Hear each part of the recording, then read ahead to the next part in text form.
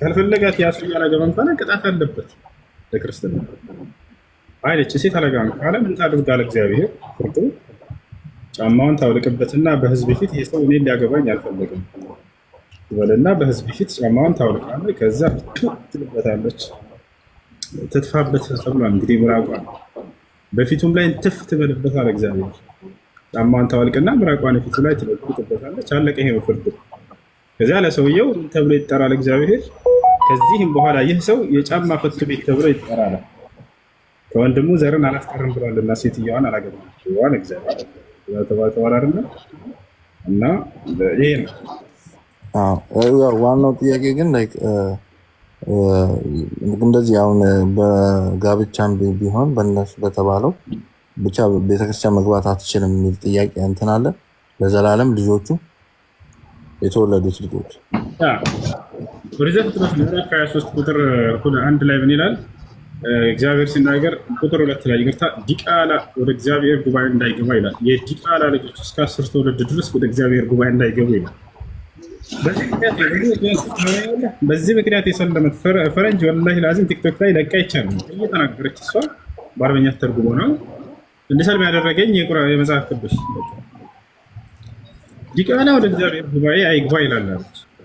እኔ እናትና አባቴ እኔን በዝሙት ወልደውኝ ከወደ ጥፋቴ ምንድነው ወደ ጉባኤው እንዳልገባ ይነፍቀኝ ብላ ተናገረች።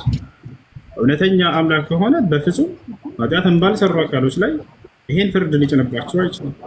ጭራሽ እሱን አይደለም የሚደንቀው፣ ገና ያልተወለደ 10 ትውልድ ድረስ ተፈርዶባቸዋል።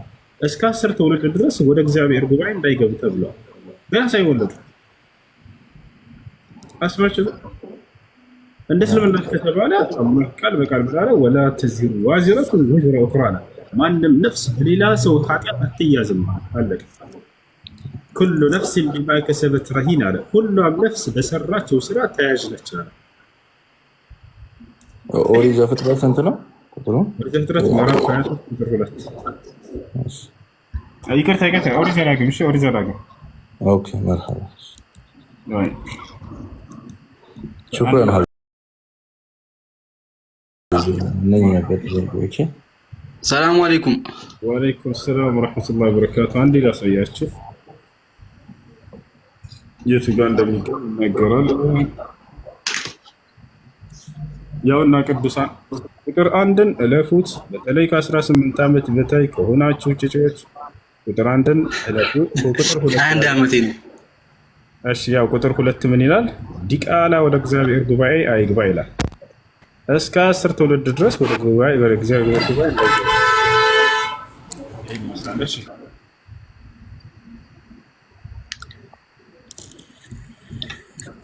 ውሱል ጠይቅ እንትን እንደ ቢትኮይን ያሉ ከረንሲዎችን ትሬድ ማድረግ ይቻላል እንዴ? እነዚህ ተቃቡድ የሌለበት መቀባበል የሌለበት የገንዘብ ግብይት ስርዓት እሱን በትርቁት የተሻለ ነው። ነቢያችን ሰለላሁ ዐለይሂ ወሰለም ገንዘብን በገንዘብ መግዛት ይቻላል እርግጥ፣ ነገር ግን ተቃቡድ የሚባል ነገር አለ ግብይት ላይ መቀባበል። አንተ ያንን ገንዘብ ስትሰጠው ጊዜ እርሱ ለአንተ ያን ገንዘብ መልሶ እዚያው ምንም ሳትለያዩ መስጠት አለበት። ይሄ ካልተከሰተ ሸሪዓዊ መስፈርቱን አላሟላ። እዚያ ላይ በሰዎች መጭበርበር ሊኖር ይችላል።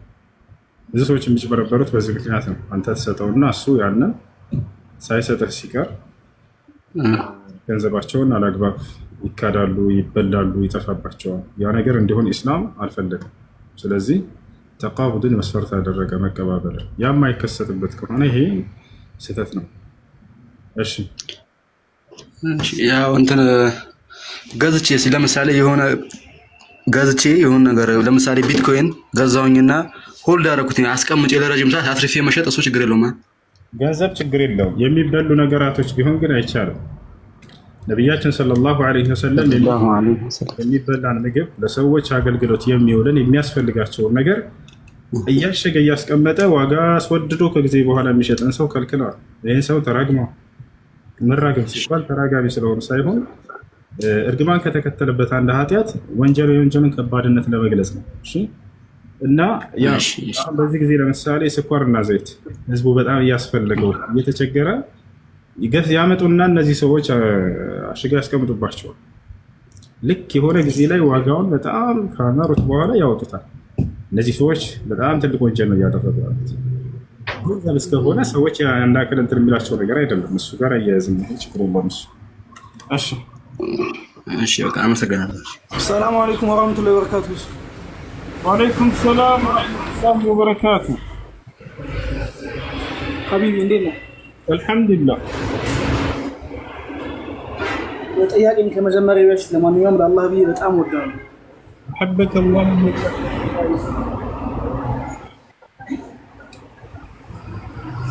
እሺ እኔ ጥያቄን የምጠይቀው ጥያቄ ምን መሰለው? አሁን ለምሳሌ በኢትዮጵያ እንትን ላይ እቁብ የሚባል ነገር አለ እና እቁብ የሚሰበስበው ሰውዬ የሚጠቀመው ጥቅም አለ። መጨረሻ ላይ ከሰበሰቡባቸው ሰዎች ከሰበሰቡ በኋላ የሚደርሳቸውን መጨረሻ ላይ ሲሰጣቸው የሚቀበለው ክፍያ አለ። እሱን ክፍያ መቀበል እንዴት ይታያል? የመጀመሪያው ጥያቄ ይሄ ነው። ሁለተኛ ጥያቄ ደግሞ በዚህ በተያያዘ እቁብ የሰበሰበውን ብር አሁን ለምሳሌ እኔ እቁብ ለምሳሌ በቀን የ200 ብር እቁብ ምጥል ከሆነ እሱ ጋር ተቀምጦ በ4 ወር ወይም በ5 ወር ልቀበል እችላለሁ።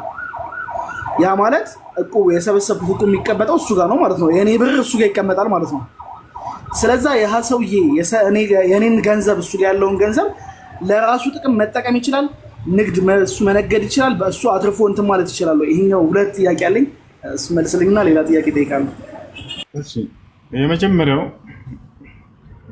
እቁብ የሚሰራ ሰው እቁብ በመሰረቱ ከሱን ጀምርና ይቻላል አይቻልም በሚለው በዑለሞች መካከል ኺላፍ አለ። ሁለት ሐሳብ አለ።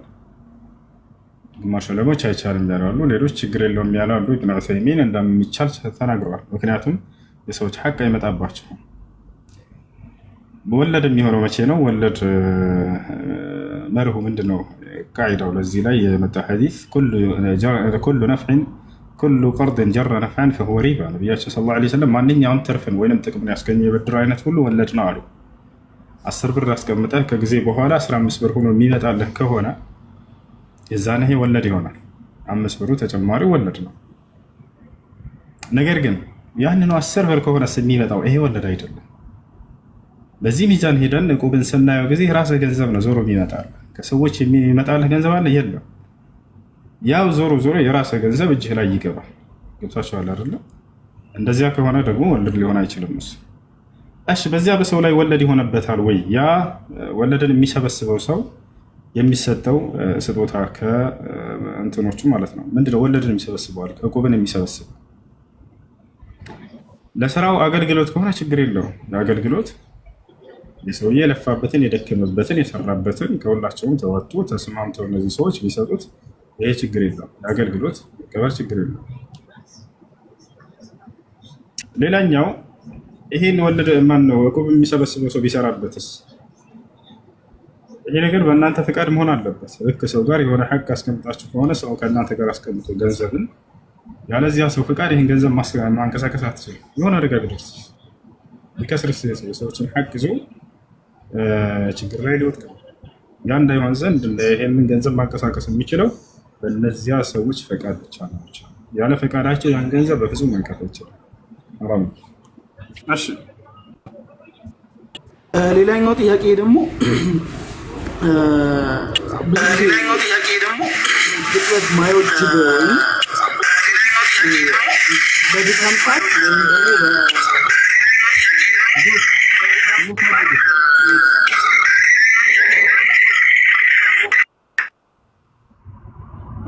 በድካም ሰዓት እንደ ዘር ፈሳሽ የሚወጣ ወይንም ደግሞ በጣም የሆነች አለች መኒ ወይም አላስታውስም እሱን ስሙን እና እሱ ነገር አሁን ለምሳሌ በጣም ያስቸግረኛል። ለምሳሌ ማለት ነው። ከዛ የሚያስቸግረኝ ከሆነ እሱ ነገር ነጃሳ ነው አይደል ኡስታዝ?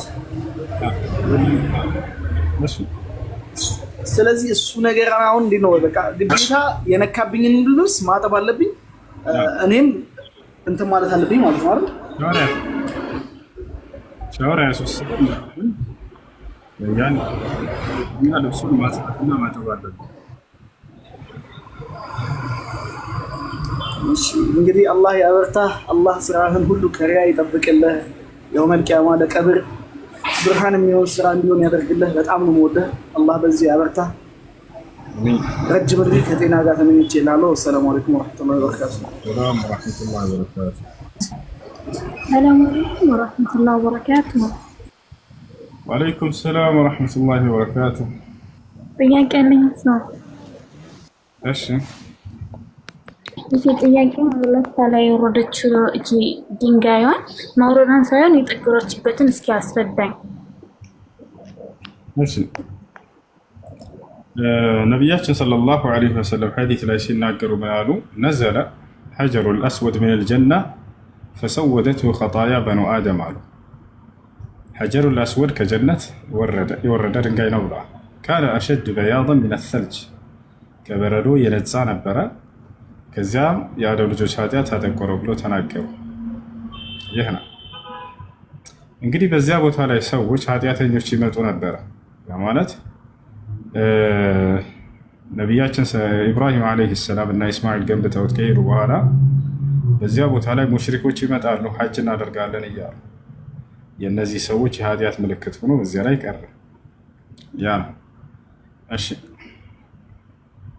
እዚህ ጋር የኛ ኃጢአት ነው እንደዚህ ያጠቆራት ነው። እንደዚህ አይደለም። የኛ ኃጢአት የሚል የለም። የአደም ልጆች ነው የሚለው። ከአደም ልጆች ደግሞ በኃጢአት አማኝ ሳይሆኑ በክህደት ላይ ያሉ አካሎች መጥተው እዚያ ቦታ ላይ የኢብራሂምና ኢስማኤል መንገድ ላይ ነን ብለው ይስሙ ነበር ሙሽሪኮች አይደል እንዴ? እነዚህ የኃጢአትና የክህደት ባለቤቶች ናቸው። ፈሰወደቱ ኸጣያ በኑ አደም አለ እንጂ ፈሰወደቱ ኸጣያ ልሙእሚኒን አለ። የአማኞች ኃጢአት አተኮረ አለ። እሺ ሌላው ጥያቄ ደግሞ አሁን ሱረቱል ከህፍ ላይ ማለት ነው ነቢዩ ላይ ኢሳ አለይሂ ሰላም በሚወርድበት ሰዓት ደጃልን ሲገል አሁንም ደግሞ ዙልቀርነይንና ማንን ደግሞ መልሶ ይገላል። ይሄ እንዴት ነው? ይሄን አብራራልኝ። እነሱ እንደው ዙልቀርነይን ይገላል የሚል የለም። ዙልቀርነይን አማኝ ነው፣ ያለፈ የሆነ ደግና መልካም ንጉስ ነው። በቁርአን ላይ ታሪኩ ተጠቅሷል። ዙልቀርነይንን ይገላል የሚል የለም። ዙልቀርነይን አማኝ ነው፣ ደጃልን ነው የሚገላው። ነቢዩላህ ዒሳ ዓለይሂ ሰላም ከሰማይ በሚወርዱ ጊዜ በሁለት መላእክት ታጅበው ይወርዳሉ። ከወረዱ በኋላ ደጃልን እንደሚገድሉ ተገልጿል። ሐሰተኛው መሲህ። አይሁዲዎች እስካሁን ድረስ መሲሁ ይመጣል ብለው እየጠበቁ ነው። እነሱ የሚጠብቁት ንጉስ ምን አይነት ነው? ንጉስ ይሁንና እነሱን ከፍ ያደርገናል ብለው አስበው ነው እንግዲህ እስራኤላውያኖችን ከፍ ያደርጋል። ዳግም እንደነ ሙሴና እንደነ ሰለሞን ለምደዋል ስልጣና በእነዚያ ልክ እንደነዚያ መሲሁ ዒሳ ዓለይሂ ሰላም በመጡ ጊዜ ግን ስለ ቀጣዩ ዓለም ብቻ ነው የሚያስተምራቸው። የሰማይን ዓለም እንዴት እንደሚወርሱ ነው የሚያስተምራቸው። ጭራሽ እርሱን ካዱ፣ አንቀበልም ይሄን አሉ። ከዚያ በኋላ እስካሁን ድረስ እየጠበቁ ይገኛሉ። መሲሁ አልመጣም ብለው ገና ትንቢቱ አልተፈጸመም ብለው። አላህ ግን ልኮ ጨርሷል መሲሁ። ዳግም ያንን ሐሰተኛው መሲህ በሚመጣ ጊዜ የበላይነትን እንደሚያጎናጽፋቸው ለጊዜው ያያሉ። እነዚህ ሰዎች በቃ ለእኛ ቃል የተገባው ይሄ ነው ብለው መጀመሪያ የሚቀበሉታል አሉ። ነብዩ ሰለላሁ ዐለይሂ ወሰለም ትንቢትን ሲናገሩ ምን አሉ? የትበዑ ደጃል 70,000 የሁዲ ወዐላ ሩኡሲሂም አጥያሊስ አሉ። ሐሰተኛው መሲህ የዘመኑ ፍጻሜ ላይ በሚነሳ ጊዜ አይሁዶች ይከተሉታል አሉ። ያው በቃ ለእኛ ቃል የተገባው ይሄ ነው፣ ትንቢቱ ተፈጸመ ብለው አይሁዶች ይከተሉታል አሉ። የዛኔ በዛ በቃ የበላይነትን ተጎናጸፍን ብለው አይሁዲዎች ቃሉ ትንቢቱ ተፈጸመ ያውና መሲሁ መጣልን ብለው እየፎከሩ ባሉበት ጊዜ አላህ እውነተኛውን መሲህ ከሰማይ ያወርዳል። እውነተኛው መሲህ ዒሳ ዓለይሂ ሰላም አልተገደሉም፣ አልተሰቀሉም። በክብር አላህ ሰማይ ላይ ይገኛሉ። እርሳቸው በሁለት መላእክት ታጅበው ይወርዳሉ። ዒሳ ዓለይሂ ሰላም የንዚሉ ዋዲዐን የደይሂ ዐላ አጅኒሐቲል መላኢካ በመላእክቶች ክንፍ ላይ እጆቹን አስቀምጦ ይወርዳል። ልጆች የሚታደርጉት እሺ። እና ይወርዳል ዒሳ ዓለይሂ ሰላም። የሚወርደው የት ነው? ነቢ ሰለላሁ ዐለይሂ ወሰለም ተናግረዋል። ተክለ ሰውነቱን ተናግረዋል። የሚለብሰውን ልብስ ተናግረዋል። መልኩን ተናግረዋል። ሁሉ ነገሩን ተናግረዋል። ፈዕሪፉሁ አሉ። ቃል በቃል ገና ሲጀምሩ እነሆ እወቁት ስለ እርሱ ልነግራቸው ነው አሉ። ለይሰ ቢጠዊል ወላ ቢልቀሲር አሉ። እርሱ በጣም ረጅም አይደለም፣ በጣም የማይጨርም አይደለም፣ መካከለኛ ተክለ ሰውነት ያለው ነው አሉ። ገባ። ሰላም አለይኩም። ዋሲዕ በይነ መንኪበይህ በትከሻዎቹ መካከል ሰፋ ያለ ነው አሉ። ዋሲዕ ሰድረይህ የደረቱ ሰፋ ያለ ነው፣ ትከሻው ሰፋ ያለ ነው አሉ። በጣም ውብ እንደሆነ ገልጸዋል። በጣም ቆንጆዬ ነው ዒሳ ዓለይሂ ሰላም። በጣም የሚያምር ነብይ ነው። ጀማዓ የሚለብሳቸው ልብሶች ወደ ምንድን ነው? ወደ ቢጫ ከለር ይሄዷል አይደል? በእኛ አካባቢ ምንድን ነው የሚባለው? ዳለቻ ምናምን ይመስላል። ወደ ቢጫ ይሄዳል። እንደዚህ አይነት ልብሶች የለብሷቸው የሚመጣውም የተቆራረጡ ልብሶች፣ ያ ማለት ሙሉ ወጥ ሳይሆን ከላይ ግማሽ ከታች ግማሽ እንደዚህ ለብሶ ይመጣል። በዚህ ሁኔታ ይመጣል አሉ። ጸጉሩ ልክ እስከ ጆሮ ድረስ እንደዚህ ረዘም ያለች እንደሆነች ተናግረዋል። የነቢ ሰለላሁ ዐለይሂ ወሰለም እንደዛው ነበር። ካነ ሸዕሩሁ ኢላ ሸዕመቲ ኡዝነይሂ እስከ ጆሮዎቹ ጫፍ ድረስ ነው። ከዛ በደማስቅ ሶሪያ ላይ ይወርዳል ብለው ቦታን ሁሉ ተናግረዋል። ينزل عيسى بن مريم على شرق دمشق عند المنارة البيضاء ينجوا منارة ባለቤት በሆነችው መስጂድ በምስራቅ ሶሪያ ላይ ይወርዳል ብለው ተናገሩ።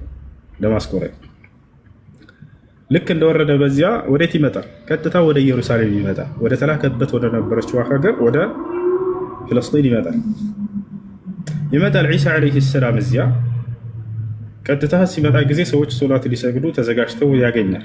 በጊዜው የሚኖረው መሪ ማነው? መህዲ ይባላል።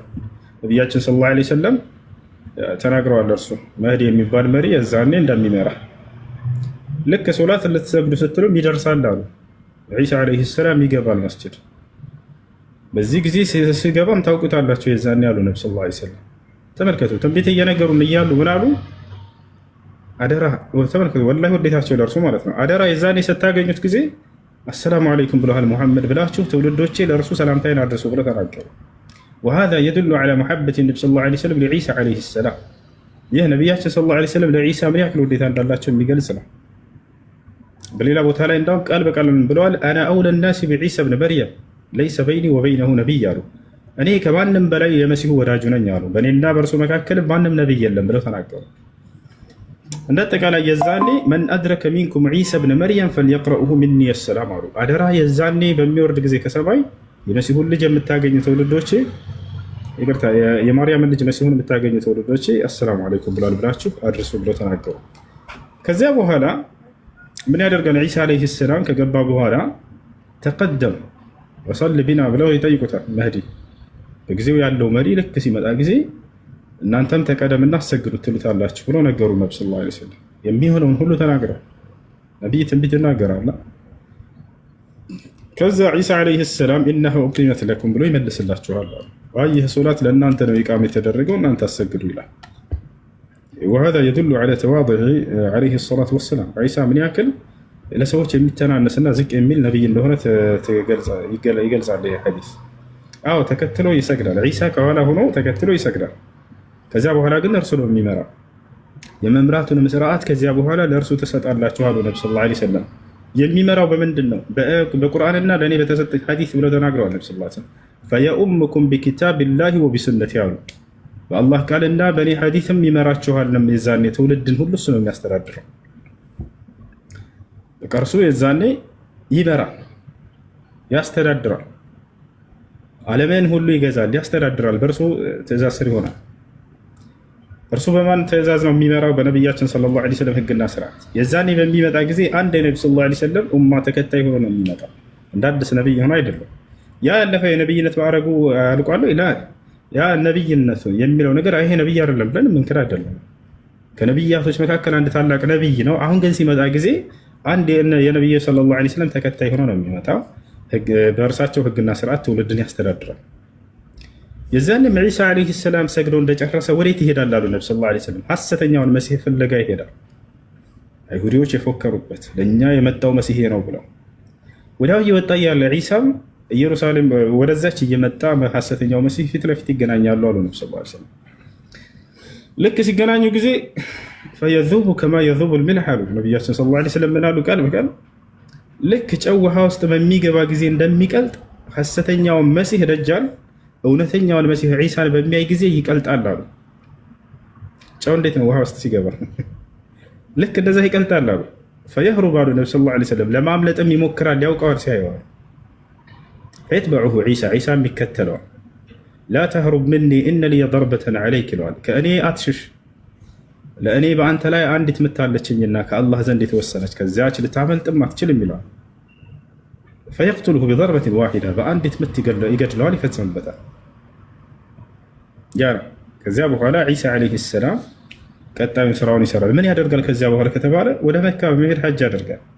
ቃል በቃል ነቢ ሰለላሁ ዐለይሂ ወሰለም ሶሒህ ሙስሊም ላይ በተዘገበ ሐዲስ የንዚሉ ዒሳ ብነ መርየም ፊ አኺሪ ዘማን ፈየሑጁ በይተላሂል ሐራም ወየዕተሚር አሉ። የማርያም ልጅ የዘመኑ ፍጻሜ ላይ ይወርዳል፣ የዛኔም ወደ መካ በመሄድ ሐጅ ሲያደርግ ታዩታላችሁ ብሎ ተናገሩ። ከዚያ በኋላ እስከዚያ የመጣበትን ትልቁን ዓላማ ይጀምራል። እርሱም ምንድን ነው? ስለ ራሱ ማንነት መናገር፣ እርሱ ነቢይና መልእክተኛ እንደሆነ እንዲሁም እርሱ በፍጹም አምላክና የአምላክ ልጅ እንዳልሆነ፣ እንዳልተገደለ፣ እንዳልተሰቀለ ይሄን በደንብ አድርጎ ለሰዎች ያስረዳል። ወየድዑ ናስ ኢላ ዲኒላህ አሉ ነቢ ሰለላሁ ዐለይሂ ወሰለም። ከዚያም በኋላ ሰዎችን ወደ አላህ ዲን ወደ ኢስላም ይጠራል። ፈዩህሊኩ ላሁ ኩለን ሚነን ፊ ዘማኒሂ ወየብቃ አልኢስላም አሉ። አላህም በእርሱ ዘመን ሁሉንም ሃይማኖች ከምድር ገጽ ያጠፋቸዋል፣ ኢስላም ብቻ ሲቀራ ነው። ያ የምድር ሰዎች እንዳለ አማኝ ይሆናሉ። የዛኔ ቃል በቃል አላህ በቁርአን ላይ ወኢን ሚን አህሊል ኪታብ ኢላ ለዩእሚነነ ቢሂ ቀብለ መውቲሂ ይላል። ማንም አይሁድና ክርስቲያን የዛኔ አይኖርም በምድር ላይ የሚያምኑ ቢሆን እንጂ እያለ ይናገራል። በትክክለኛ መንገድ ያምናል። ያ ምንድነው? ዒሳ ዓለይሂ ሰላም ከአላህ ዘንድ የተላከ መልእክተኛና ነቢይ እንደሆነ፣ እርሱ በፍጹም አምላክ የአምላክ ልጅ እንዳልሆነ፣ እንዳልተገደለ፣ እንዳልተሰቀለ ይነግራቸዋል። ከዚያ ምን ያደርጋል? ወየክሲሩ ሰሊብ መስቀልንም ይሰብራል አሉ። በእርሱ ላይ የተዋሸ ትልቅ ውሸት ነው። አምላክ ለነዚያ ወንበዴ አይሁዶች፣ ሮማውያንና አይሁዶች አሳልፎ አልሰጠውም። ይህን ታላቅ ነቢይ አድናይ ብሎታል፣ አድኖታል፣ ሰምቶታል፣ የወደው አክብሮታል። በክብር ወደ ሁለተኛው ሰማይ እንዲያደርግ አድርጎታል። ይፈቻል። ያ እርሱ እንዲመለስ የተወሰነበትም ዓላማ ያ ሐሰተኛውን መሲህ ሊያጠፋ የሚገባው እሱ ስለሆነ ነው። ሌላ ቢያጠፋው አያስኬድ፣ ጥበቡ አይሄድም ነበር የአላህ ሱብሓነሁ ወተዓላ። አስባችሁታል? ምክንያቱም አይሁዶች የበላይነትን ፈልገው ያን እውነተኛውን መሲህ አንቀበለውም ብለዋል አይደለ? እነሱ ንጉስ መሲህ ጠብቀው ነበር ምድር ላይ የሚያጎናጽፋቸው። እኔ ስለ ምድር ልጠራቸው አልመጣሁም ይላቸው ነበር። በሰማይ ስለምታገኙት ስልጣን ነው የምነግራቸው እያለ ይነግራቸዋል። እነሱ ደግሞ የፈለጉት ልክ እንደነ ሙሴ፣ እንደነ ሰለሞን፣ እንደነ ሳሙኤል ምናምን እንደዚህ እንዳለፉት ነቢያትና ንግስናን የተሰጡ ንግስናንን ይዞ መጥቶ የበላይነትን የሚያጎናጽፋቸውን አካል ነበር የጠበቁት። መሲሁ ዒሳ ዓለይሂ ሰላም ግን ስለ ምድራዊ ስልጣን ግን አላወራቸውም ይላቸዋል። በሰማይ ስለምታገኙ ስልጣን ነው እያለ ይነግራቸዋል። ከዛ እሱን ለመግደልና ለመስቀል አሴሩ። ከሮማውያኖች ጋር ተመካክረው አላህ ሱብሓነሁ ወተዓላ እርሱን አዳነው፣ ወሰደ። ዳግም ያን ሐሰተኛው መሲህ ይመጣል ብለው እስከ መጨረሻው ዘመን ድረስ አይሁዶችም ይቆያሉ። የዛኔ ሐሰተኛው መሲህ ሲመጣ የበላይነትን ያጎናጽፈናል ብለው እሱን ይቀበላሉ። እኔ የዚህ ዓለም ንጉስ ነኝ ብሎ ይነግራቸዋል። በዚህን ጊዜ ማን ነው ታዲያ ሊወርድ የሚገባ ከአምላክ ጥበብ ጋር? ኢብራሂም ቢመጣ ይሆናል? ላ አይሆንም። ሙሳ ቢመጣ አይሆንም። ዒሳ ነቢ ሰለላሁ ዐለይሂ ወሰለም ቢመጡ አይሆንም። ነገር ግን ይሄን እነርሱ ቢኖሩ ማድረግ ይችላሉ ወይ? አዎ በደንብ ያደርጋሉ። ነቢ ሰለላሁ ዐለይሂ ወሰለም ሲናገሩ ምን አሉ? ስለ ደጃል ስለ ሐሰተኛው መሲህ ትንቢትን ከተናገሩ በኋላ ለው ኸረጀ ወአነ በይነ አዝሁሪኩም ለከፈይቱኩም ዐንሁ አሉ። እኔ በመካከላችሁ በህይወት እያለሁ ሐሰተኛው መሲህ ቢነሳ እኔ በቃችሁ ነበር ብለው ተናግረዋል። ወዲያው ይፈጽሙበት ነበር። ከታቻለ። ነገር ግን ጥበቡ ከማን ጋር ነው የሚሄደው? መሲሁ ነው መግደል ያለበት። ለዚህ ነው አላህ ሱብሓነሁ ወተዓላ ዳግም መሲሁን የሚያወርድበት ምክንያት፣ ለዚህ ነው ያቆየበትን ምክንያት። ይህ ሐሰተኛ መሲህ ከአደም ጀምሮ እስከ መጨረሻው ዘመን ነብይ ድረስ ሁሉም ለትውልዳቸው ይናገሩት ነበር። ሐሰተኛው መሲህ የዘመኑ ፍጻሜ ላይ ይነሳል፣ መሲሁ ደጃል የሚባል እያሉ ይናገራሉ። ይሄን መፈጸም ያለበት ደግሞ ማን ነው ከተባለ መሲሁ ነው። ከዚያ በኋላ መሲሁ እንደማንኛውም ሰው የሚቆይተውን ቆይታ ቆይቶ ይሞታል። በአንድ ሐዲስ ላይ ነብዩ ሰለላሁ ዐለይሂ ወሰለም ከእርሳቸው ጎን እንደሚቀበር ተናግረዋል። ሶላተል ጀናዛ ይሰገድበታል ወይ ተወፋ፣ መጨረሻ ላይ ይሞታል ብለው ነብዩ ሰለላሁ ዐለይሂ ወሰለም ተናገሩ። ከዚያ በኋላ ዓለም ትቀጥላለች።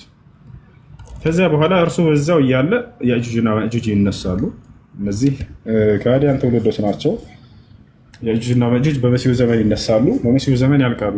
ከዚያ በኋላ የዓለም ፍጻሜ ምልክቶች ይቀጥላሉ። ነብዩ ሰለላሁ ዐለይሂ ወሰለም እንደተናገሩት ላ ተቁሙ ሰዓቱ ሐታ ተረው 10 ዓለማት ሰዓ ብለዋል። 10 ታላላቅ የትንሣኤ ምልክቶችን እስክታዩ ድረስ ትንሣኤ አትፈጸምም ብለው ተናግረዋል። ከነዚያ መካከል አንደኛው ምንድነው? የመሲሁ መምጣት ነው። አላህ በቁርአን ላይ ቃል በቃል ወኢነሁ ለዒልሙን ሊሳዓቲ ፈላ ተምተሩነ ቢሃ ይላል። መሲሁ ዳግም ወደ ምድር መምጣቱ ከሰማይ ምንም ጥርጥር የሌለው ነገር ነው። እርሱ ከትንሣኤ ምልክትም ነው እያለ ይናገራል። እሱ ስንተኛ ደረጃ ላይ ነው? ሶስተኛ ደረጃ ላይ ነው። አንደኛ መህዲ አለ፣ ሁለተኛ ደጃል አለ፣ ሶስተኛ ዒሳ አለ፣ አራተኛ የእጁጅና መእጁጅ አሉ። ከዚያ በኋላ ይቀጥላሉ። ሌሎች የትንሣኤ ምልክቶች አሉ። ለምሳሌ ከሌላ ከተባለ ፀሐይ ከመጥለቂያ ቦታዋ እንደምትወጣ ነቢ ሰለላሁ ዐለይሂ ወሰለም ተናግረዋል። ላ ተቁሙ ሰዓቱ ሐታ ተኽሩጀ ሸምስ ሚን መግሪቢሃ፣ ፀሐይ ከመጥለቂያ ቦታ እስክትወጣ ድረስ ትንሣኤ አትቆምም ብለው ተናግረዋል። ከዚያ በኋላ የሆነ ጊዜ ላይ ሰዎች እየጠበቁ ጠዋት ፀሐይን ትወጣለች ብለው በዚያው በጠለቀችበት ቦታ ስትወጣ ይመለከታሉ። ከዚያን ጊዜ በኋላ ንስሐ የሚባል አይፈቀድም። ነቢያችን ሰለላሁ ዐለይሂ ወሰለም ቃል በቃል ሲናገሩ ምን አሉ? ባቡ ተውባ መፍቱሕ ሐታ ተጥለዕ ሸምሱ ሚን መግሪቢሃ፣ የንስሐ በር ክፍት ነው ፀሐይ ከመጥለቂያ ቦታዋ እስክትወጣ ድረስ አሉ። አላህ ሱብሓነሁ ወተዓላ በሱረቱል አንዓም መጨረሻው ገጽ ላይ ይናገራል። هل ينظرون إلا أن تأتيهم الملائكة أو يأتي ربك أو يأتي بعض آيات ربك يوم يأتي بعض آيات ربك لا ينفع نفسا إيمانها ማንም ነፍስ የዛኔ ማመነው አይጠቅማትም። ጌታ ከፊል ተአምራቶች በሚመጡ ጊዜ እያለ ተናገረ፣ የፀሐይ መውጣትን ማለት ነው። እና ይህን ይመስላል። ከዚያ በኋላ ሌሎችም የቂያማ ትንሣኤ ምልክቶች አሉ። መጨረሻ ላይ ሁሉም ከታየና ከተፈጸመ በኋላ አማኞች ብቻ ይቀራሉ በምድር ላይ። ይቅርታ ከሃዲያኖች ብቻ ይቀራሉ። የመጨረሻው ምንድን ነው? ثم يرسل الله ريحانا والنبي صلى الله عليه وسلم ከዚያም አላህ ለስለሳ የሆነችን ንፋስ ይልካል አሉ። فتقبض أرواح كل مؤمن ومؤمنة በምድር ላይ የሚገኝ የወንድንም ሆነ የሴት አማኞችን ሩህ አውጥታ ትወስዳለች። فيبقى شرار خلق الله ነብዩ ሰለላሁ ዐለይሂ ወሰለም ምን አሉ? በምድር ላይ የዛኔ ክፉ የሆኑ የአላህ ፍጥሮች ይቀራሉ አሉ፣ እነርሱም ከሃዲያኖች ብቻ። فتقوم عليهم الساعة ትንሣኤም በእነርሱ ላይ ትቆማለች አሉ። ዓለም ትፈጸማለች፣ ዓለም ትወዳድማለች፣ ትጠፋለች። እዛኔ ዓለም ትፈጸም ዘንድ የመጨረሻው ምንድን ነው? ይህ ከሆነ በኋላ አላህ ስብሓነሁ ወተዓላ ኢስራፊል የሚባለው ወይም ሱራፊል የሚባል መልአክ ያዘዋል። ምንድን ነው የሚያዘው? በመለከቱ ላይ እንዲነፋ። ወኑፊኸ ፊ ሱር አምላካችን አላህ በቁርአን ላይ ትንቢቱን ሲነግረን በቁርአን ላይ ምን አለ? የዛኔም በመለከቱ ላይ ይነፋል አለ። ይሄ መልአክ ነው የሚነፋው።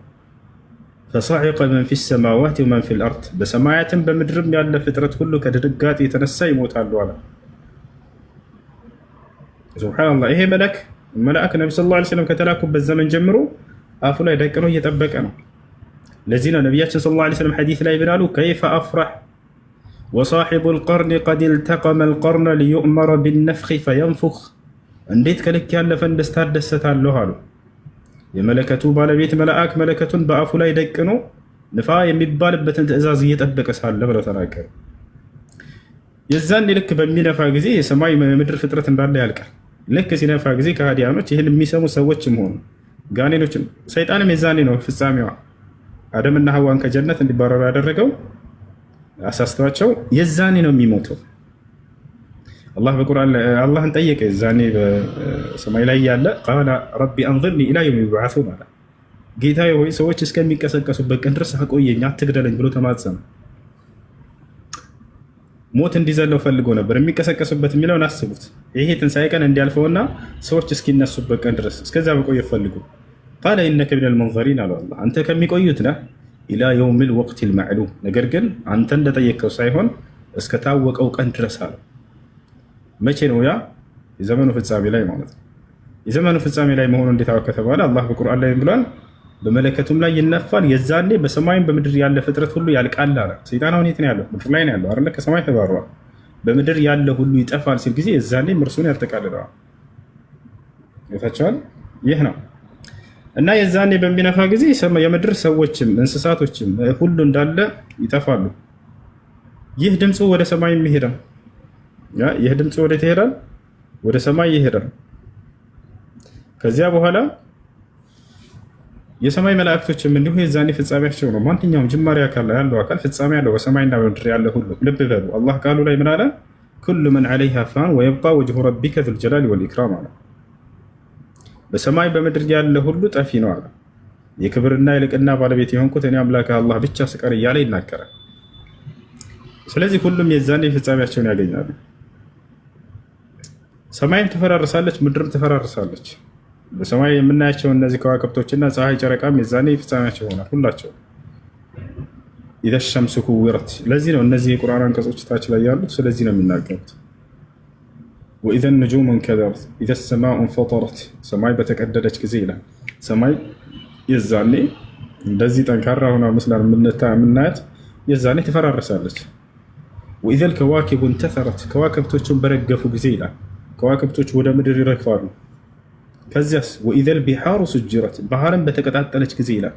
ማለት ከሰማይ ከዋክብቶች እነዚህ ግዙፍ ከዋክብት በሚወድቁ ጊዜ ምድር ላይ እሳተ ገሞራ አለ፣ ውሃ አለ አይደል?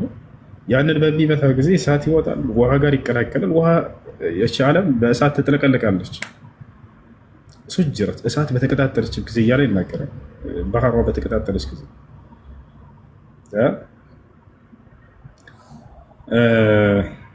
ከዚያ በኋላ ሁሉም ይጠፋሉ። ማን ይቀራል? አራቱ መላእክቶች ይቀራሉ። ሁሉም ከጠፉ በኋላ አራቱ መላእክት በመለከቱ አይደለም የሚሞቱት፣ በአላህ ስብሐነሁ ወተዓላ ትእዛዝ ነው።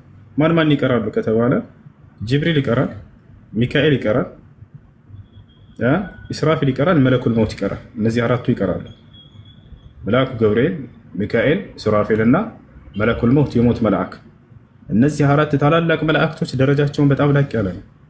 ሁለቱም ከሰው ልጅ ህይወት ጋር በተያያዘ ነገር እየተወከሉ ናቸው።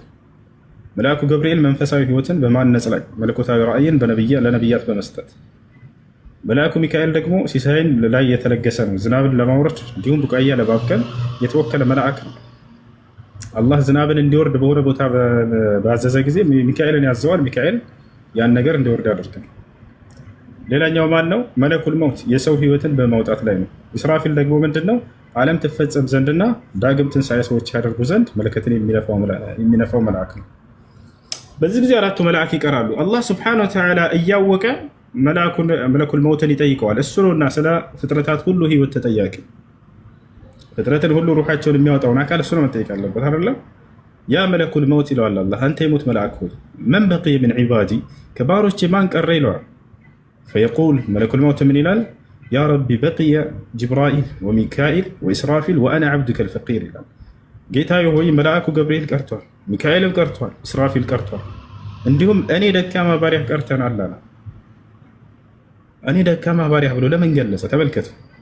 የፈለገ ሀያል ቢያደርገው እንኳ ይህን መልአክ ህይወትን ሁሉ እንዲያጠፋና እንዲያወጣ ስልጣን ቢሰጠውም ከአላህ ስር ሲታይ በጣም ደካማ ነው። ደካማነቱን ይገልጻል። እኔ ደካማ ባሪያ ብሎ ራሱን ይገልጻል። ምን ያክል ተዋضዕ ያላቸው ናቸው መላእክቶች። ያን ሁሉ ህይወት ያጠፋው ነው ብሎ የሚፎክሩ አይደሉም ከአላህ ፊት። ለን የስተንኪፈ አልመሲሁ አን የኩነ ዐብደን ሊላህ ወለል መላኢከቱ አልሙቀረቡን። አላህ በቁርአን ላይ ሲናገር ሱረቱ ኒሳ መጨረሻው ገጽ ላይ መሲሁም ሆነ እንዲሁም እነዚያ ታላላቅ የቅርብ መላእክቶች ለእኔ ባሪያ ከመሆን የሚጸየፉ አይደሉም ይላል። በደስታ ነው ይህን ቃል የሚለው። ከዚያ አላህ ምን ይለዋል? ያ መለኩል መውት ቀደይቱ ልመውት ዐላ ኩሊ ዒባዲ ፈቅቢድ አርዋሐ ሃኡላኢ ልመላኢካ ይለዋል። አንተ የሞት መልአክ ሆይ ሞትን በሁሉም ባሮች ላይ ሞትን ወስኛለሁኝና እነዚህን መላእክቶች ሂድና ነፍሳቸውን አውጣ ይለዋል። ፈየሙቱ ጅብሪል ወሚካኤል ወኢስራፊል። ጅብሪል ይሞታል፣ ኢስራፊል ይሞታል፣ መለከቱ ላይ የነፈሰ ይቀር፣ ሚካኤል ይሞታል። ማን ይቀራል? አሁን መለኩል መውት ብቻውን ይቀራል። የፍጥረትን ሁሉ ሩህ አውጥቶ ከጨረሰ በኋላ የመጨረሻው እርሱን ይሆናል። የእርሱንስ ህይወት ማን ነው የሚያወጣው? ያ አላህ እያወቀ ይጠይቀዋል። አሁንም ያ መለኩል መውት መን በቂየ ሚን ዒባዲ ይለዋል። አንተ የሞት መልአክ ሆይ ከባሮቼ ማን ቀረ ይለዋል። ፈየቁል ያ ረቢ በቂቱ ዐን ዐብድከ ልፈቂር፣ እኔ ደካማ ባሪያህ ቀርቻለሁኝ አንተ ጌታዬ ይላል። ያ መለኩል መውት ይለዋል አላህ ሱብሓነሁ ወተዓላ፣ አንተ የሞት መልአክ ሆይ እኒ ቀደይቱ ልመውት ዐላ ኩሊ ዒባዲ ፈሙት፣ እኔ በባሮቼ ላይ ሁሉ ሞትን ወስኛለሁኝና ዛሬም ያንተ ቀን ነው በል ሙት ይለዋል። በአላህ ስብሐነሁ ወተዓላ ትእዛዝ ወዲያው ይሞታል። ፍጥረት ሁሉ የዛኔ ያልቃል። ወይብቃ አላህ በቁርአኑ ላይ ሲናገር ምን አለ? ይህም በትንቢት ደረጃ ወደፊት የሚሆነውን ኩሉ መን ዐለይሃ ፋን አለ። በሰማይ በምድር ያለ ሁሉ ጠፊ ነው አለ። ወየብቃ ወጅሁ ረቢከ ዙል ጀላሊ ወልኢክራም፣ የክብርና የልቅና ባለቤት የሆንኩት እኔ አምላክህ አላህ ብቻ እቀራለሁ የዛኔም አለ። ነቢያችን ሰለላሁ ዐለይሂ ወሰለም ምን አሉ? ثم يطوي الله السماوات السبع بيمينه والأرضين السبع بيمينه فيهزهما هزا فيقول لمن الملك اليوم لله الواحد القهار። የዛኔም አላህ ስብሐነሁ ወተዓላ ሰባቱን ሰማያት በቀኝ እጁ ሰባትን ምድር በግራ እጁ ይይዛቸዋል፣ ይወዘውዛቸዋል። ፈየቁል እንዲህም ይላል አሉ ሊመን ልሙልኩ ልየውም፣ ዛሬ ንግስናና ሹመት ለማን ነው ይላል። አይነ ሙሉኩል አርድ የምድር ባለስልጣኖችና ሹመቶች ዛሬ የት አሉ? ማንም የሚመልስ የለም። ብቻውን ነው የቀረው። አላህ ራሱን ይመልሳል። ምን ይላል? ሊላሂ ልዋሒድ ልቀሃር። ዛሬ ንግስናና ሹመት አንድና አሸናፊ ለሆንኩት ለእኔ ለአላህ ብቻ ነው ይላል። ثم يمكث 40 አሉ ነብዩ ሰለላሁ ዐለይሂ ወሰለም። ከዚያም ለ40 ጊዜ ይቆያል አሉ። 40 ዓመት ይሁን 40 ወር ይሁን 40 ቀን አልተገለጸም ይላል ዘጋቢ። ከዚያ በኋላ ምን ይሆናል? ዳግም ትንሣኤን ያዛል አላህ። ማንን ያስነሳዋል? ቀድሞ ኢስራፊልን ያስነሳዋል። እርሱ መለከትን ይነፋ ዘንድ ዳግም። ወዲያው ያ መልአክ ይነሳና መለከቱን ሲነፋ ጊዜ የምድር ፍጥረት ሁሉ እንዳለ የሰማይ እነዚያ የሞቱት ሁሉ ይነሳሉ። መላእክቶችም ይነሳሉ፣ ሰዎችም እንዲሁ ከቀብራቸው ይነሳሉ። አጠቃላይ ፍጥረት ሁሉ ይነሳል። የመጀመሪያው ትንሣኤ ግን ማን ነው? የመጀመሪያው ትንሣኤ ከፍጥረት ሁሉ ነቢያችን ሰለላሁ ዐለይሂ ወሰለም ናቸው። ለዚህ ማስረጃ ቃል በቃል ሲናገሩ ቡኻሪ እና ሙስሊም ላይ በተዘገበ ሐዲስ ምን አሉ? አነ አወሉ መን ተንሸቁ ዐንሁ ልቀብሩ የውመል ቂያማ አሉ። የትንሣኤ ቀን መጀመሪያ ከቀብሩ ተከፍቶለት የምወጣው የመጀመሪያው ትንሣኤ እኔ ነኝ አሉ። ከስሞቻቸው መካከል አንዱ ስማቸው ነቢ ሰለላሁ ዐለይሂ ወሰለም ማን ነው? አልሓሽር ቃለ ነቢ ሰለላሁ ዐለይሂ ወሰለም ልየ ኸምሰቱ አስማ አነ ሙሐመድ ወአነ አሕመድ ወአነ አልማሒ ወአነ አልሓሽር ወአነ አልዓቂብ። ሓሽር ማለት አስነሺ ቀስቃሽ ማለት ነው። ይህ አንዱ ስማቸው ነው። ያ ማለት ምን ማለት ነው? ሊአነ ናስ ዩሕሸሩነ ሚን ተሕቲ ቀደሚህ ዐለይሂ ሰላቱ ወሰላም የውመል ቂያማ ሱሚየ ቢዛሊክ። አስነሺ ወይንም ቀስቃሽ ተብሎ የተሰየሙበት ምክንያት ምንድን ነው? ትውልድ ሁሉ የትንሣኤ ቀን ከእርሳቸው እግር ስር ስለሚነሳ ነው። እርሳቸውን ነው አላህ መጀመሪያ እንዲነሱ የፈቀደው። ወደ ጀነት መጀመሪያ እንዲገቡ የፈቀደውም እርሳቸው ናቸው። ቃለ ነቢ ሰለላሁ ዐለይሂ ወሰለም አነ አወሉ መን የድኹሉ አልጀነ የውመል ቂያማ። የትንሣኤ ቀን መጀመሪያ ገነትን የምገባትም እኔ ነኝ አሉ። ያችን ታላቅ ሀገር በእርሳቸው ነው የሚጀምረው። በቃ አንተ ግባ ቀድመህ ይላቸዋል። አረ መግባት ብቻ አይደለም፣ የገነትን በር እርሳቸው ናቸው የሚያስከፍቱት። ቃለ ነቢ ሰለላሁ ዐለይሂ ወሰለም አቲ ኢላ ባቢል ጀነቲ የውመል ቂያመቲ ፈአስተፍቲህ ፈየቁሉ አልኻዚን መን አንተ ፈአቁሉ አነ ሙሐመድ ፈየቁል ኡሚርቱ አላ አፍተሐ ሊአሐድን ቀብለከ ያ ሙሐመድ። የትንሣኤ ቀን የገነትን በር ሂጄ ማስከፍታት እኔ ነኝ እያሉ ነቢ ሰለላሁ ዐለይሂ ወሰለም ቃል በቃል ይናገራል። እሺ ይህን ይመስላል። ልጆች ካሉ ገብታችሁ እንትን በሉ። አስር ማነው ዙሁር አዛን ብሏል። ሰግጄ እመለሳለሁ።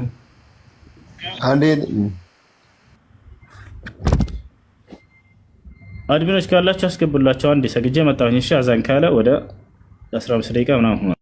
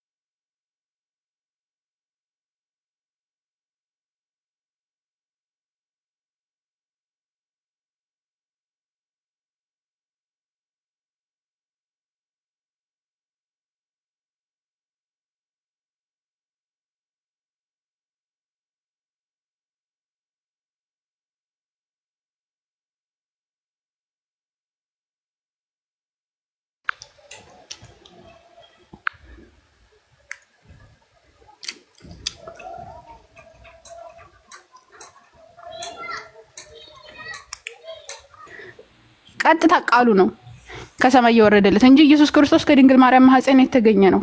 ከ2000 ዓመት በኋላ ማነው ከ2000 ዓመት በፊት ኢየሱስ ክርስቶስ ከድንግል ማርያም ነው ትጸንሻለሽ ወንድ ልጅም ትወልጃለሽ ስሙንም ኢየሱስ ትያለሽ። ከሰማይ የወረደ ስጋ የለውም ኢየሱስ ከድንግል ማርያም ማህፀን ያገኘው ስጋ እንጂ። ስለዚህ ስጋ እያለ እያወራ ያለው እዛ ላይ ስጋዬን የበላ ደሜን የጠጣ እያለ እየተናገረ ያለው ምሳሌ አነጋገር ነው እንጂ በፍጹም ሪል አይደለም። እናንተ ናችሁ ሪል ነው ብላችሁ የምትወስዱት፣ ትክክለኛ ነው ብላችሁ የምትወስዱት። ይሄ ምሳሌያዊ አነጋገር ራሱ መጽሐፍ ቅዱስ ነው የተሰረቀው። ስለ እናንተ እኮ ነው እያወራሁ። ስለምን መሰረቅ የምታወራው? ስለ ባይብል እያወራሁኝ ስለ መንፈስ ቅዱስ ስለምንድን ነው? ስለ ታወራለህ እንዴ? እናንተ ማና የምትሉት እሱ ራሱ ከመጽሐፍ ቅዱስ ነው የተሰረቀው። ስለምንድን ነው የምታወራው? ስለዚህ ምንድን ነው ብለው ስለምንድን ነው አሁን እያወራህ ያለሁት? እኔ ስለምንድን ነው እያወራህ ያለሁት? እስኪ ንገረኝ። ስለ ኢየሱስ ክርስቶስ ደምና ያው ይሄ እንትን ስጋዬንና ደሜን ተጠጣችሁ እኔ እስኪመጣ ሞቱን ትናገራላችሁ ብሎ የተናገሩ እናንተ ደግሞ ማና ከሰማይ ወረደ እኮ ኢየሱስ ክርስቶስ ከየት ነው የመጣው? መጀመሪያ ሲመጣ ቆይ አሁን ሰረቆ ያልከው ምን ነው? ይሄ ቃል ራሱ ከሰማይ እንትን የወረደው ኢየሱስ ክርስቶስ ነው አይደል? ከሰማይ ኢየሱስ ክርስቶስ ሲመጣ መጀመሪያ ከየት ነው የመጣው? እኔ አሁን ያልኩህ ነገር ምንድነው?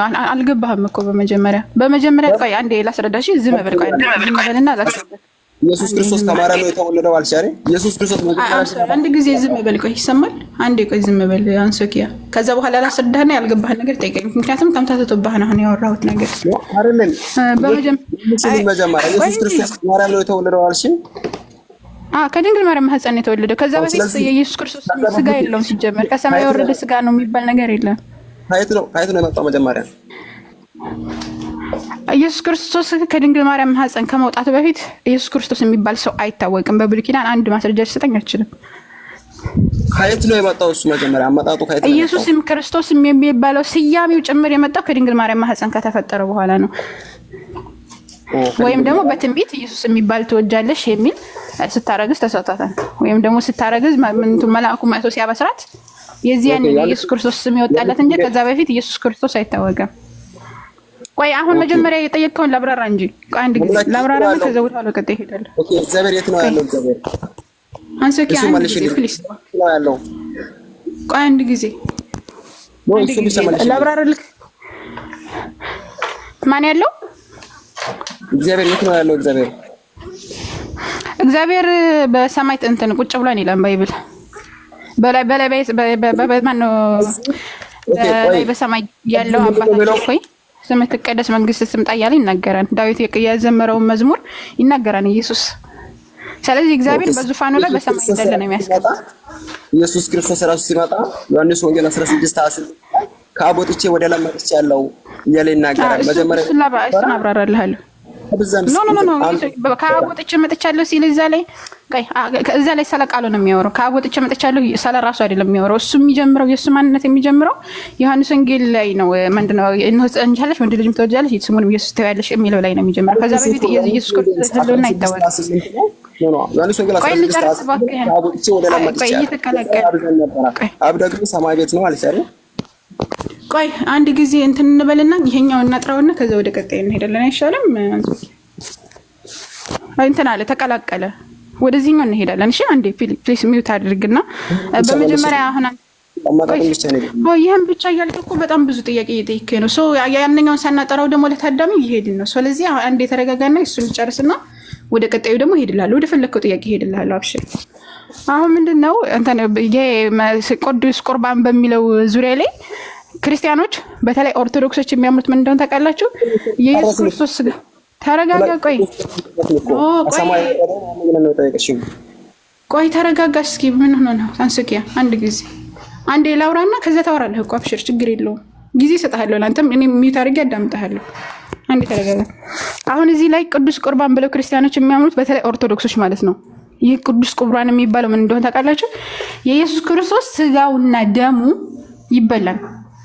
ስጋውም ደሙም ይበላል። የሚበላው እንዴት ነው ሲባል የኢየሱስ ክርስቶስ ትክክለኛ የሆነ ስጋውን ደሙ ስለሚያገኙት ሳይሆን እንትን ይሄ ምንድነው ኩብዝ ወይም ደግሞ እንትን ታውቃላችሁ፣ ዳቦ ትንሽዬ ዳቦ ይጋገራል። ከዛ ይጋገርና ያንን ይሄ ስጋው ነው ብለው ያምናሉ። ከዛ ደግሞ ይሄኛውን ደግሞ ወይን ይሰራሉ። ወይን ያዛ ወይኑን ደግሞ ይሄ ደሙ ነው ይላሉ። ከዛ ያነ ትክክለኛ ቆይ አንድ ጊዜ ስለምንድን ነው የሚታወሪ? እኔ ያልኩሽ እስኪ ተረጋጋ። ቆይ እንዴ ወረደው ማን እሱ ከሰማይ ወረደው ማን ያልሽ ኢየሱስ ክርስቶስ ራሱ። ቆይ ተረጋጋ። ቆይ አንድ ጊዜ ላውራ እስኪ። እንዴ ምን ነህ ነው አንተ? ወይ ከታች ወርደ ከዛ በኋላ ስጨርስ ላስገባህ። አንሶኪያ ይሻላል እንደዛ። በቃ ሚዩት አድርግ። ሁለተኛ ካነሳ ሚዩትን በቃ ከታች አድርጋለሁ። አሁን ምንድነው እያልክ ያደርገው ያለው ያለ በጣም ከባድ ነው። እሺ ከታች ወረድና ስጨርስ ትገባለህ። እሺ ጎበዝ። አሁን ምንድነው መሰላችሁ ክርስቲያኖች እንግዲህ አሁን ስለ እስልምና ጥያቄ ሲጠይቁ ማለት ነው እስልምና ጫቅ አድርገው ምናምን ሲሱል በጣም ይገርመኛል። ግን ክርስቲያኖች በየጊዜ ቁርባን ሲያደርጉ ማለት ነው የኢየሱስ ክርስቶስ ስጋና ደም ይበላሉ። እነዚህ ደም ጠጮች ምናምን ይላሉ። ደም የሚጠጣው ግን ክርስቲያን ነው። ደም የሚጠጣውና ስጋ የሚበላው ለዛውም የአምላኩን ስጋና ደም የሚበላው ክርስቲያን ነው። ወላሂ ነው የምላችሁ። እንደዛ ብለው ነው የሚያምኑት። እስቲ አሁን ይሄ ዳቦውና ስጋው ትክክለኛ የኢየሱስ ክርስቶስ ደምና ስጋ ነው ብለው ነው የሚያምኑት። ትክክለኛ ይቀየራል ብለው ያምናሉ። ኦርቶዶክስ እንደዛ ምታምኑ ወይ ይሄ ዳቦ ወደ ስጋነት ይቀየራል፣ ወደ ኢየሱስ ስጋነት ይቀየራል፣ ደሙም ወደ ኢየሱስ ደምነት ይቀየራል። ከዛ በኋላ ያንን ስጋና ደም እንበላለንና እንጠጣለን ብለው ነው የሚያምኑት። በጣም በሚያሳዝን ሁኔታ ማለት ነው። ግልጽ ነው ይሄ ግን ትክክለኛ አስተምሮ አይደለም፣ ተሳስቷል። ለዛ ነው አላህ Subhanahu Wa Ta'ala አርሞታን ሱረቱል ማኢዳ ቁጥር እንትና ላይ ምንድነው ማይዳ የተባለው ሲጀመር አንዱ ምንድነው ከሰማይ መና ስለወረደላቸው ነው። ወይም ደግሞ ይሄ ምንድነው የሚባለው መና የሚባለው ምግብ ስለወረደላቸው ነው። ስፍራ ስለወረደላቸው ነው። ከሰማይ ማይዳ ስለወረደላቸው ያ በዛ መከሰረት ነው ማይዳ የተባለው። ስለዚህ ከሰማይ የወረደው የኢየሱስ ክርስቶስ ስጋና ደም ሳይሆን ሲጀመር ኢየሱስ ክርስቶስ ስጋና ደም ያገኘው ከድንግል ማርያም ማህፀን ነው። ስጋና ደም የሚባል ነገር የለውም ከዛ በፊት። ታዲያ ምንድነው ኢየሱስ ክርስቶስ ስጋውን ደሙን ከማን ያገኘው ሲባል ከድንግል ማርያም ማህፀን ያገኘው። ትጸንሻለሽ የተባለ ጊዜ ጽንስ የሆነው ከዛ በኋላ ነው። ከዛ በፊት አይታወቅም። ኢየሱስ ክርስቶስ በትንቢት ደረጃ ነው እንጂ ህልውና አልነበረውም። ስለዚህ ከዛ በኋላ መጥቶ ነው እንትን ያለው። ምንድነው አሁን ክርስቲያኖች ያንን ስጋና ደም ከሰማይ ነው የወረደው ብለው ያምናሉ። ነገር ግን ይሄ ስህተት ነው። ታዲያ ኢየሱስ ክርስቶስ ለምንድን ነው እዛ ላይ ከሰማይ የወረደ ስጋውን ደሜ ምናምን እያለ እያወራለው? ምንድነው ከተባለ ስለ ቃሉ ነው የሚያወራው። ግልጽ ነው። ስለ ቃሉ ነው የሚያወራው። ቃሉ ከሰማይ ነው የወረደው። ከአባቴ የሰማሁትን ይህን ለዓለም እናገራለሁ። አሁን የምነግራችሁ ቃል የኔ ሳይሆን የላከኝ ነው እያለ በጣም ብዙ ቦታዎች ላይ ይናገር። አሁን ከእግዚአብሔር የሰማሁትን እውነት የነገርኳችሁን ሰው ልትገሉ ትፈልጋላችሁን? ያን 8:40 በጣም ብዙ ቦታዎች ላይ ከአምላኩ እየሰማ እንደሚናገር ይናገራል። ስለዚህ ስለዛ ቃል ነው የሚያወራው። ቃሉ ከሰማይ ነው የወረደው። ኢየሱስ ክርስቶስ ሲባል እነሆ ትጸንሻለሽ፣ ወንድ ልጅም ትወልጃለሽ። ወንድ ልጅ ነው እንደገና ጽንስ ነው። ጽንስ የሚባለው ፍጡር ነው ባይዘዌ ጽንስ ተፈጠረ እንጂ ጽንስ ተወለደ አይባልም። ጽንስ ተፈጠረ። ስለዚህ ኢየሱስ ክርስቶስ ጽንስ ነው። ከዛ በፊት አይታወቅም። ህልውና የሚለውም ከሰማይ የወረደ ምንም ነገር የለም። ስለዚህ ክርስቲያኖች ተሸውዳቸዋል። ለዛ ነው ባይብል ተበርዟን የምንላቸው። ለዛ ነው ከሰማይ ተወረደ ተብሎ ግን የሚታመነው እንደ ባይብሉ ስለ ቃሉ ነው የሚያወራው። እንደ ቁርአን ከሆነ ትክክለኛ ምግብ ወርዷል። ነገር ግን ኢየሱስ ክርስቶስ ስጋና ደም ሳይሆን እነዛ ሰዎች ተአምር እንዳሳያቸው ኢየሱስ ክርስቶስ ተአምር እንዳሳያቸው ስለተናገሩና ስለጠየቁ አላህ Subhanahu Wa Ta'ala ደግሞ ያንን ተአምር አወረደላቸው። በዛ ተአምር መሰረት እነሱም አመኑ ማለት ነው። ከዛ ያንን ከወረደላቸው በኋላ እንደውም አላህ Subhanahu Wa Ta'ala ዛቻ አስቀምጦባቸዋል። ካላመናችሁ ትልቅ እንደሆነ ኃጢአት እንደሚሆንባቸው እንደውም ህጉ እንደሚጠብቅባቸው ወዘተ ነገራቶች አላህ Subhanahu Wa Ta'ala አስቀምጦላቸዋል። የሚያወራው ስለዚህ ነው። ሲቀጥል ደግሞ ስለ ምንድነው ይሄ ምንድነው ኢየሱስ ክርስቶስ ከሰማይ እየወረደ ነው እኮ ይላል። አብ ደግሞ ከሰማይ ነው ምናምን ብሎ ተናግሯን ቅድም። ያንም የሚያወራው ስለ ቃሉ ነው። ኢየሱስ ክርስቶስ ወደ ዓለም ሲገባ እያለ ይናገር። ወደ ዓለም ሲገባ አንበባ ነበር 24 ስራ ላይ ከዚህም ሰው ዘር እግዚአብሔር እንደ ተስፋው ቃል ኢየሱስን አመጣ ነው። የተስፋ ቃል ነበረ። በዛ ተስፋ ቃል መሰረት ኢየሱስ መጥቷል። ግልጽ ነው። ያ የተስፋ ቃል ደግሞ ከአምላክ ዘንድ ነበረ። ነቢያቶች በአጠቃላይ ምን ይደርጉ ነበር? ያንን ትንቢት ይናገሩ ነበር ኢየሱስ ክርስቶስ እንደሚመጣ ማለት ነው። ባይብልም ላይ እንደዚህ እየተነገራላቸው የመጡ እጅግ በጣም ብዙ ሰዎች አሉ። በዛ መሰረት ኢየሱስ ክርስቶስም ተነግሮለት መጥቷል። ከዛ መጥቶ ድርጊቱን ሰው ሆኗል። ሰው የሆነው ከድንግል ማርያም ማህፀን ነው። ፍጥረት ነው። አብ በራሱ ህይወት እንዳለው እንደዚሁ ለወልድ ህይወት እንዲኖር ሰጥቶታል ይላል። ስለዚህ ህይወቱንም ተቀብሎ ነው ስጋውንም ከድንግል ማርያም ማህፀን ነው ያገኘው። ሁሉም ነገር የተሰጠው ነው። ስጋ ራሱ ያዘጋጀለት ማን ነው ሲባል ለምሳሌ አምላክ ሰማያትና ምድርን አዘጋጅ ይላል ባይብል አይደል? ሰማያትና ምድርን አዘጋጅ ሲባል ፈጠረ ማለት ነው። ልክ በተመሳሳይ ስጋን ግን አዘጋጀህልኝ ሲባል ስጋን ፈጠርክልኝ ማለት ነው። ስለዚህ ኢየሱስ ክርስቶስ ስጋው ፍጡር ነው፣ ምንም ጥርጥር የለውም። ክርስቲያኖች ኦርቶዶክሶችም ይሄን የሚያምናሉ። ኢየሱስ ክርስቶስ ስጋ ፍጡር እንደሆነ አብሮ ይናገራል። እሱ እንደዛ ነው።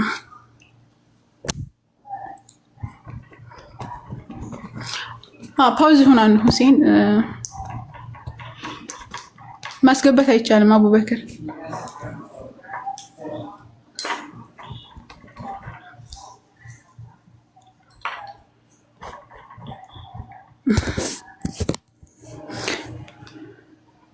ማስገባት አይቻልም። አንሶኪያ ምናልባት ከተመለሰ ሁሴን ጥሩ፣ ከተመለሰ ግን ምንም ማድረግ አይቻልም። የሸጋው ጥያቄ ካለሽ ወይም ካለ ቀጥሉ። የሸጋው ከሚስት አላህ ወይ እናንተ ሰማችሁ።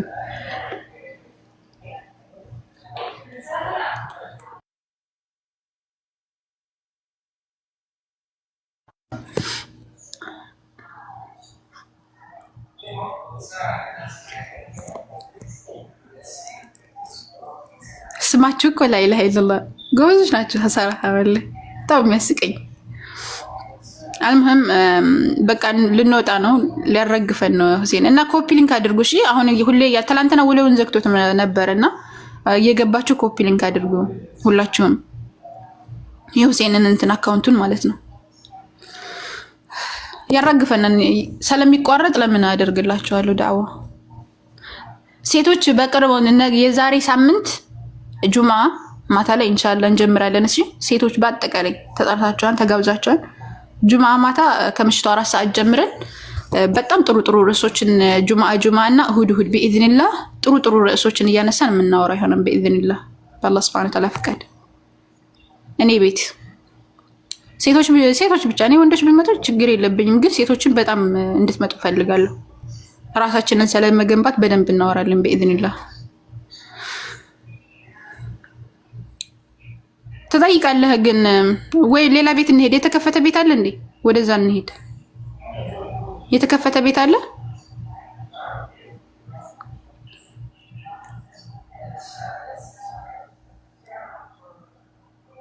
ጃቢር ቤት፣ በቃ ጃቢር ቤት እንሄዳለን። እዚህ ያላችሁ ወደ ጃቢር ቤት ስንራገፍ ማለት ነው። ያ አማና ስለሆነ አሁን አማናችንን ትተን ከምንሄድ ሲያራግፈን እንሄዳለን ወደ ጃቢር ቤት። አንሶኪያ ጃቢር ቤት ና፣ ከዛ እናወራለን በፈለከው ርዕስ። ክርስቲያኖች በፈለጋችሁ ድረስ እኛ ማውራት እንችላለን፣ ችግር የለውም። ግን ወደ እናንተ ገብተን ስናብራራ ግን እንትን አትበሉ፣ የሆነ አፋችን ላይ አትቆሙ፣ ጥሩ አይደለም። ሊነካባችሁ ሲል ማለት ነው። አሁን ይሄ ቅዱስ ቁርባን የሚባል በጣም ዘገናኝ የሆነ ነገር ነው። እንዴት ነው የአምላካቸውን ስጋና እስኪ አስቡት፣ የአምላካቸውን ስጋ ይበላሉና ይጠጣሉ፣ ደሙን ደግሞ ይጠጣሉ ሲባል ግን አያሳፍርም? እና ሊላሂ ወኢና ኢለይሂ ራጂዑን ተዓላ አላህ አማ የቁሉን ዑሉዋን ከቢራ። በጣም እኮ ነው የሚያሳዝነው ወላሂ። ላ ሐውለ ወላ ቁወተ ኢላ ቢላህ።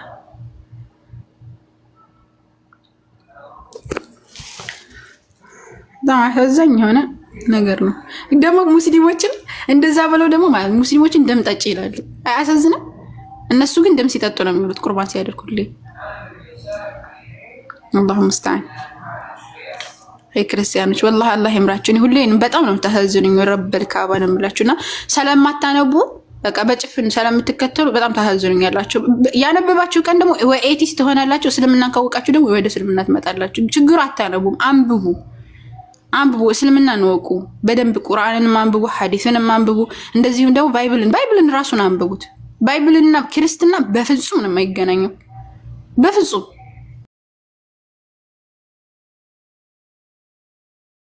በፍጹም በፍጹም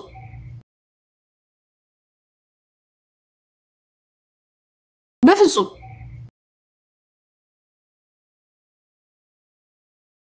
በፍጹም